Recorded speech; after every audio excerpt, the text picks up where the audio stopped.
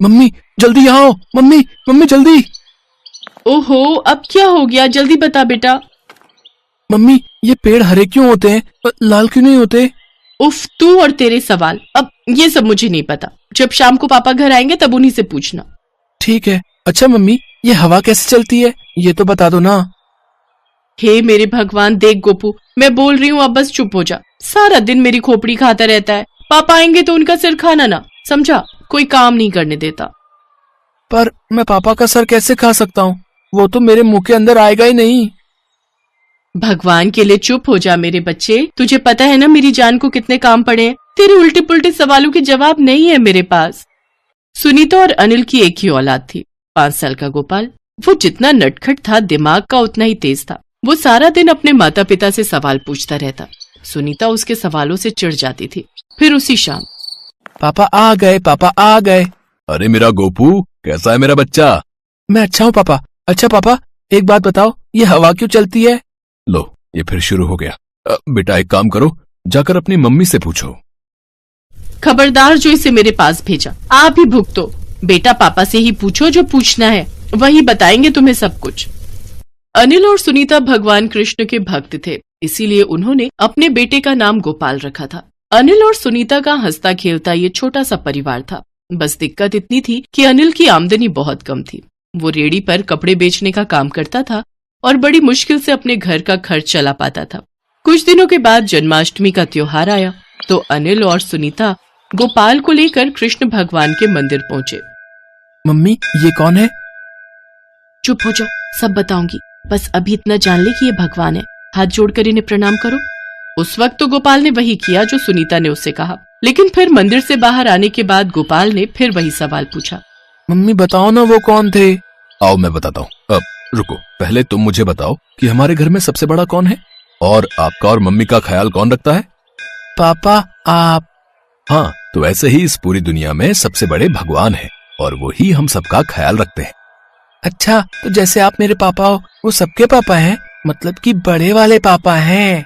हाँ, अब समझे तुम, शाबाश। पर पापा, आपने तो कहा था कि वो सबसे बड़े हैं, पर वो तो कितने छोटे से दिख रहे थे। ए भगवान, सब समझाया पढ़ाया गुड़ गोबर कर दिया गोपू।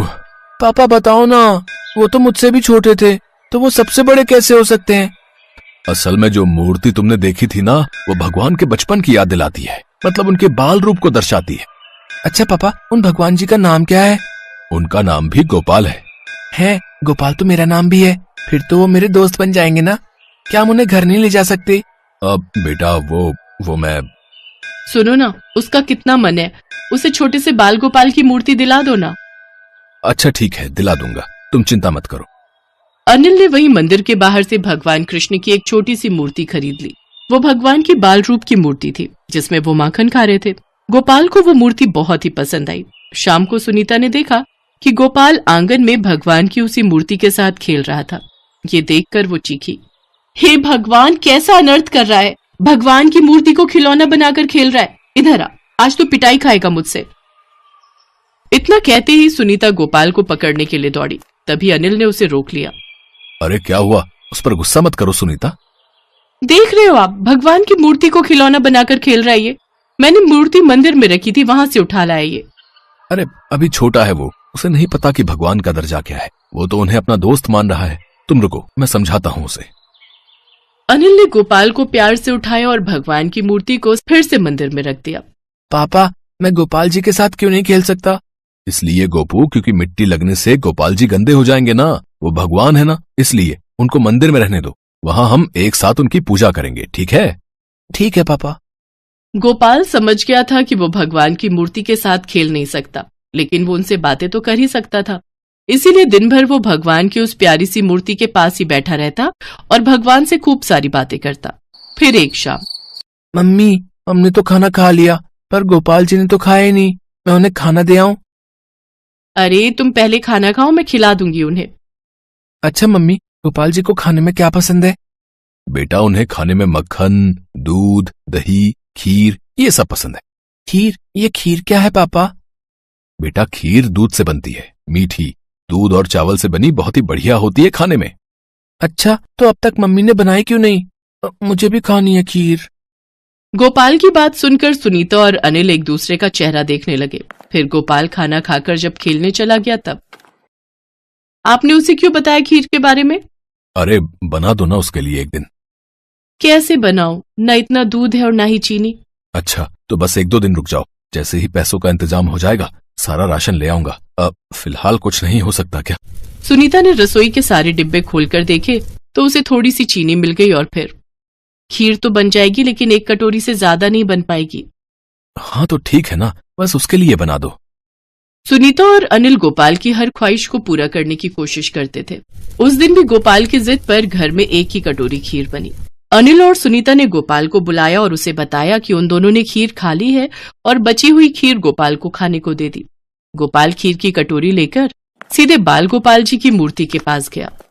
पता है गोपाल जी, मम्मी ने आपके और मेरे लिए खीर बनाई है, लेकिन मैं जानता हूँ कि वो झूठ बोल रहे हैं। उन्होंने खीर नहीं खाई, उन्होंने सारी खीर हम दोनों के लिए दे दी। आपको ये खीर बहुत पसंद है ना, तो आप इसे खा लो। मैं नहीं खाऊंगा क्योंकि मेरे पापा और मम्मी ने भी नहीं खाई ना। इतना कहकर गोपाल वहीं आंखें बंद करके रोने लगा, क्योंकि उसे पता चल गया था कि उसके पापा और मम्मी ने उसके लिए खीर बनाई पर खुद नहीं खाई। तभी मूर्ति से एक तेज रोशनी निकली और अगले ही पल भगवान कृष्ण बाल रूप में प्रकट हुए। गोपू कैसे हो? गोपाल जी, आप मुझसे मिलने आए हैं? हाँ गोपू, तुमने अपनी सारी खीर मुझे दे दी, तो मुझे तो खीर खाने आना ही था। मैं तुमसे बहुत खुश हूँ। बताओ अब मुझसे क्या चाहिए तुम्हें? अच्छा, जो मांगूंगा वो आप दे दोगे? हाँ तुम मांग कर तो देखो।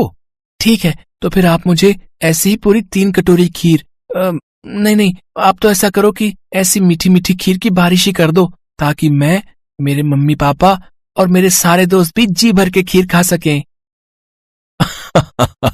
जैसा तुम कहो गोपू। इतना कहकर भगवान अंतर्ध्यान हो गए और फिर अगले ही पल आसमान से खीर की बारिश होने लगी। गोपाल कटोरा लेकर बाहर की तरफ भागा और जोर से चिल्लाया, मम्मी पापा देखो, गोपाल जी ने खीर की बारिश की है। सभी लोग बाहर आ जाओ, आज सब लोग खीर खाएंगे। 1-2 नहीं, पूरी 10 कटोरी खीर खाऊंगा मैं तो। खीर की बारिश देखकर हर कोई हैरान था।